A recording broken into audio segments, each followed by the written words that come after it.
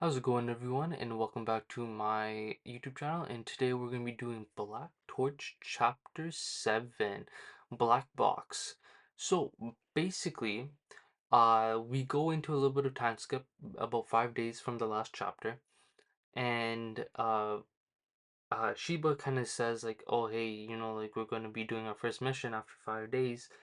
And the higher ups basically they gave him shit top to bottom basically about what he did um at the shrine basically. And so he talks to like the trio, Ichika, Hariji, Jiro, and Rango basically. And they're like, okay, we're gonna do a special type of training, and he called for a special guest. And so from the top of the shack that they were at, this special guest is like, "Hey, look at the rookies!" And she jumps. Um, she like she jumps off the roof and hits the ground. And no one's helping her. Which is kind of funny. And she's like, "Sorry for keeping you waiting." Uh, and they're all like, "Who the heck are you?" Jiro says, and she looks like she's about to cry, but she doesn't. So she's like a little kid that just sits on Shiba's like shoulders, basically, which is kind of funny in my opinion. And her name is Fuyo. Her name is Fuyo, and she is a Mononoke basically, and she's here to help train the trio basically. Um, and so when they start their battle, they start their little fight. She's part of the Bureau of Espionage, basically. And so yeah, she just works with the Bureau just as a Mononoke. So she tells everybody, hey, come at me, basically. So the trio get in their gear, their camouflage gear, and she uses this technique called wilted flowers, modeling lotus, encampment. Oh, Maiden Maiden Lotus Encampment. Sorry, my bad. So basically, the objective is pretty simple. All you have to do is just get out. And Sheba's lieutenant's like, Do you think this is really okay?" And Sheba's kind of thinking like, "Hey, you know what? An enemy's not gonna explain what the hell they're gonna do, right?" And so I feel like it's a lot better for them to kind of go to their past. Well, I'll explain that part in a bit. When I read this chapter, it's like more of going back to the past and trying to be a better person of who they are, right? So we get to see Rigi first. Rigi is the first person we get to see. So he sees like, oh, this is like an enclosed illusion, basically, right? And and he sees a door, like a door to a cave, basically. And he's like, what the hell? He's like, I know what this is. And he's like, someone pops out, and he's like, brother, and he's like, that sword, it's just an illusion, basically, right? And he's like, my brother's no more. And his brother starts talking. He's like, oh, have you gotten stronger? And he comes at Rigi and starts fighting with them. And the next few pages, we get a little flashback between Rigi and his brother, basically. His brother's name is sorry, where is it again? Shinji.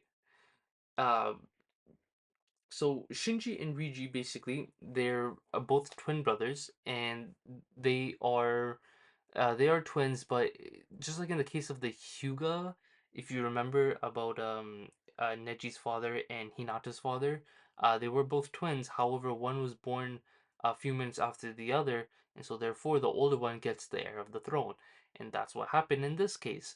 Shinji, he's the older one, and so he is going to be the one who takes up the head of the family. However, there is this one little trial he goes to, um, where he has to go into this cave and he has to get this sword. Now, this sword is it's a very hellish, has demonic aura to it, basically, right? And you can't have it let it consume you. You have to go inside of it, grab the sword, and I don't think you have to grab the sword. You just go inside. Just try not to make that thing consume you, basically. And so so Riji tells his brother, he's like, hey, be careful, okay? And he says, hey, don't worry about it. Shinji says, hey, don't worry about it. I'll return shortly. And Riji's thinking is like, yeah, he did return shortly, but it was a lot worse than what they imagined. Shinji comes back and he is possessed by this sword, and he goes on a massacre. He kills some of his family members. Like he takes out his dad, and it's terrible. And Shinji turns to Riji and he's like, "Hey, you have to become stronger." And Riji realizes like, "Hey, why is my brother crying?" This is like that Itachi, like he's crying in front of Sasuke. He's like, "Hey, man, just get stronger." And then Shinji, he leaves. He goes into the forest basically and leaves Riji behind. He's the only one who was left alive, and he goes. And we come back to the present, where they're both fighting it still. And Shinji says, "Hey, yo, you know what? At this level, you cannot kill me." And Riji's in this state like, "Oh my god, I'm fighting my brother." But at the end of the day, he comes to his senses and he takes down his brother. And he's like, "Hey, you know what? This is still just an illusion. My brother's gone. He's not coming back whatsoever." And he takes down the illusion of his brother, and he escapes the imprisonment. Next up, we get to see Ichika. Now, Ichika is with her mother planting flowers, and she's asked like, "Hey, do you want to become a florist when you floralist? Yeah, sorry, when you become older?" And she's like, "No, I want to become like a warrior, just like you, right?" And she's like, "Oh no, I feel like you should become a floralist." And she's like, "No, I want to be just like you and like dad, right?" And soon after, there was an emergency call. Like I think one of her butlers basically came by and said like, "Hey, there's emergency mission, you have to come, right?" So then Ichika, says her goodbyes to her mother, and that was the last time she saw her mother. And we cut to the funeral, and I find it very strange how we're in this flashback, however we don't get the gutters are not black. I don't know, that's just a little thing I wanted to point out.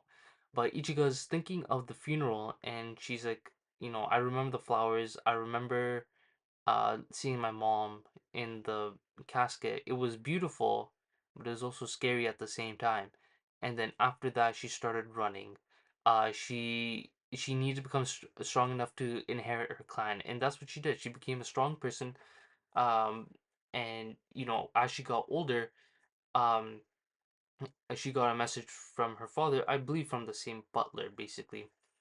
And her father told her to come to this kind of like building. I can't remember what this building is. I mean, it doesn't say what this building is, but they go to a building and they see a statue basically. And the statue is of her mother. Now, her mother didn't actually die. Well, didn't actually die. Her father left her a note, and she said, "Hey, I'm sorry for deceiving you all this long. The bureau didn't want me to release this information." And her father goes on and says, like, "Hey, your mother was trapped in here. We don't know. I think she could be alive, she couldn't be alive, or whatever. She's just sealed up basically." And from then on, she's like, "Mother, I'm gonna get you out of here." And what we see, just like what happened with Rigi, mom starts talking. Somebody from her past just comes out, and this little, not even, I wouldn't even say this is a Mononoke. This is just some spirit, just a black spirit, just comes out of the shell of Ichigo's mother and starts attacking her. And she takes it down easily. She was a lot more um she realized it is more of an illusion. She realized that faster than Rigi. But I feel like the backstory just went longer, so Ichigo just took time because we see Rigi afterwards, like that he's just chilling with Shiba guys. And Shiba even says, he's like, "Oh wow, this only took you it took less than 5 minutes for the two of you to break free." and then they're all thinking about Jiro, and now Jiro and Rango are now together. Remind you, they're combined. Their soul is one now, and they're like, okay, what the hell are these two gonna see now? And we get to see what happens in Jiro's mind, and in Jiro's mind, I feel like Rango is taking over a little more because um Rango even says, he's like, what is that? I have a feeling I've seen it before. And we see this big ass cat monster thing.